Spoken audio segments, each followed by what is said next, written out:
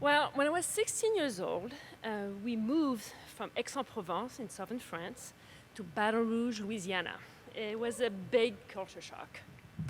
I found myself in an all-American high school with pep rallies and homecoming dance and football players and cheerleaders and students who didn't seem to have ever met foreigners before. They would ask me, so, do you have flushing toilets in France? Is it true that there's no slang word in French? Oh, really? Oh, well, I mean, we asked our French teacher, and she told us, no, there's no slang word in French. How about French girl?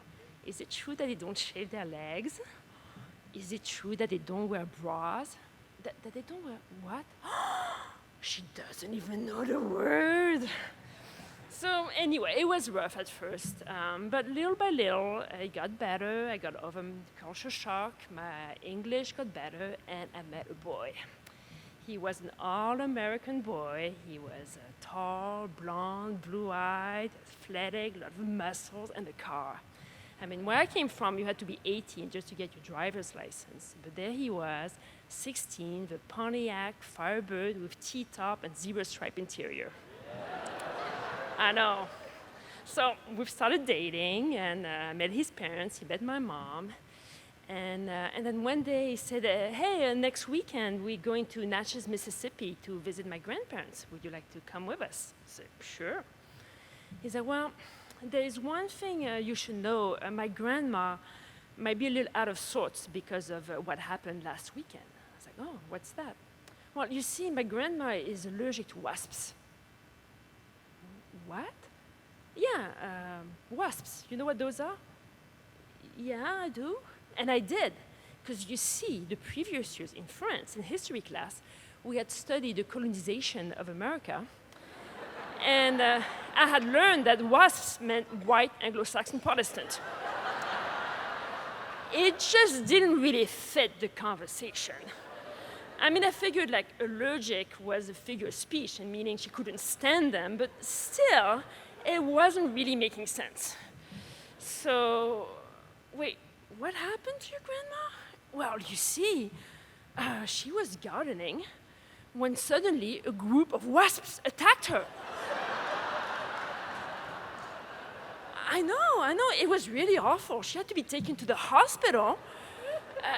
She got a really bad reaction. I'd say I'd get a bad reaction if a gang of white Anglo-Saxon Protestants attacked me in my garden. I was speechless. So next weekend comes around. We go to visit the grandparents and check out grandma. I don't see any cuts or bruises.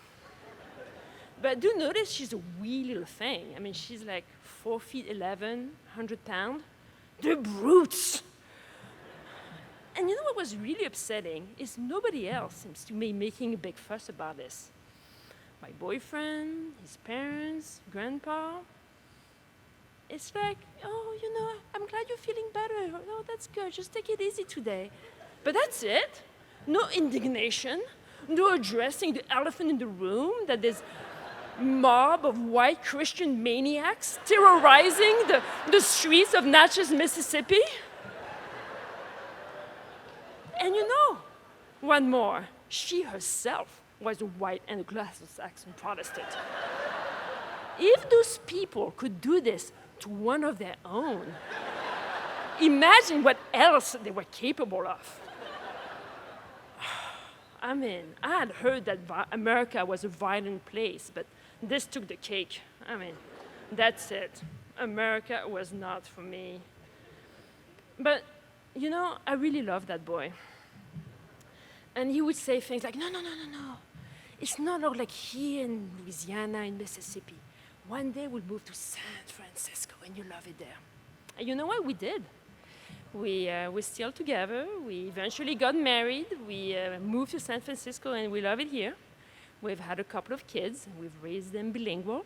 And it's not always easy to have feed in two different cultures and two different languages, but it really is a blessing. And it has challenges, but it's also a lot of fun. And you know, it was years later we were outside one day. He was like, "Oh, no, watch out for all those wasps. I think there's a nest in that tree." And I was like, "Oh, you mean those bees?" He was like, "Oh, no, those aren't bees. Those are wasps." And I suddenly realized the other meaning of the word. And I looked at him and I was like, "So, your grandmother